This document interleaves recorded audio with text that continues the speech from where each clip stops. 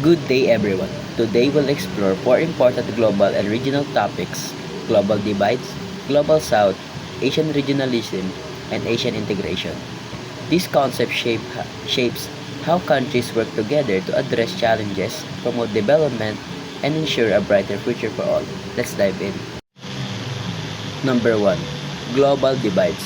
The term global divides refers to the disparities between countries and regions in terms of wealth, development, technology, and access to resources.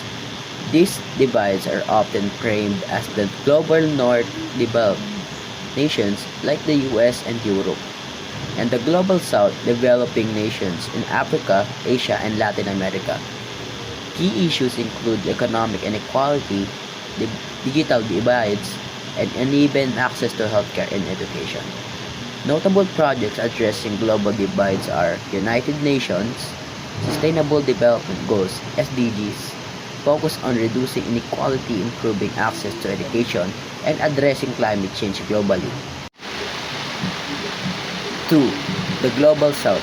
The Global South represents countries in Africa, Asia, Latin America, and the Caribbean that share challenges like poverty, underdevelopment, and colonial legacies. However, these nations are also key players in global progress.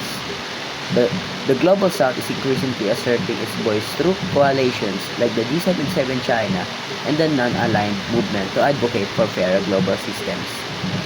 Key initiatives by the Global South. South-South Cooperation. Encouraging knowledge sharing, trade, and collaboration among developing nations. 2. BRICS Alliance. Brazil, Russia, India, China, South Africa promotes economic cooperation and development projects like the New Development Bank. Number 3. Asian Regionalism. Asian regionalism refers to the growing cooperation among Asian nations to address shared challenges, promote trade, and enhance stability. This includes collaboration in areas like trade, security, and climate change. Countries work through regional organization agreements to strengthen ties. Major projects in Asian regionalism. Number 1. Regional Comprehensive Economic Partnership (RCEP), a trade agreement among 15 Asian Pacific countries to promote economic integration. Number 2. Asian Infrastructure Investment Bank (AIIB), funds infrastructure projects to support development in Asia. Number 3. Belt and Road Initiatives or BIR, led by China. This project builds infrastructure to provide connectivity across Asia and beyond. 4. ASEAN Integration.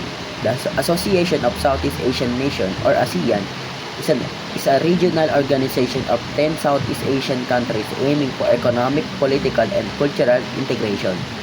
ASEAN strives for unified resilience community to ensure peace and prosperity to the region. Key ASEAN projects. Number 1. ASEAN Economic Community (AEC) promotes a single market and production base with free movement of goods, services, and investments. Number 2. ASEAN Smart Cities Network (ASCN), advanced smart city solution to address the urban challenges. Number 3. ASEAN Green Initiatives focuses on sustainable practices and environmental conservation across member states. In summary, these topics, global divides, the global south, Asian regionalism, and ASEAN integration, shows the importance of collaboration in overcoming challenges and building a more equitable, prosperous through projects like SDGs, RCEP, and ASEAN Smart Cities. Nations are working together to mitigate divides and promote inclusive developments. Let's continue to learn, advocate, and support these initiatives as they pave the way for a brighter and more connected future. Thank you.